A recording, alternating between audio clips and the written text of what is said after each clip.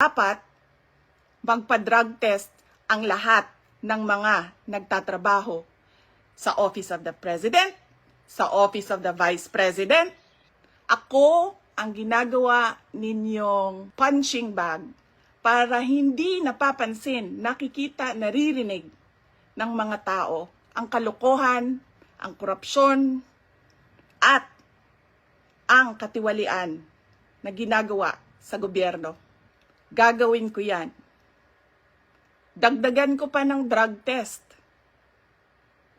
Pero dapat magpa-drug test ang lahat ng mga nagtatrabaho sa Office of the President, sa Office of the Vice President, sa lahat ng opisina ng Senado, sa lahat ng opisina ng House of Representatives, sa lahat ng departamento ng ating bayan, ng ating pamahalaan. 'Di ba?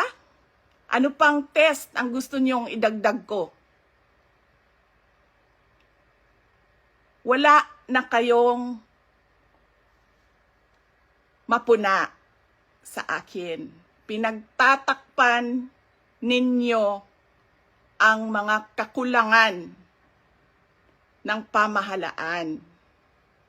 Ako ang ginagawa ninyong punching bag para hindi napapansin, nakikita, naririnig ng mga tao ang kalokohan, ang korupsyon, at ang katiwalian na ginagawa sa gobyerno.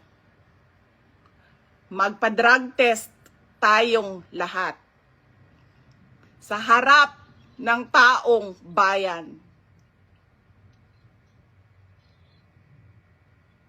Dalawa lang yan, mga kababayan. Ibigay namin ang mga pangako namin sa inyo noong nangangampanya kami.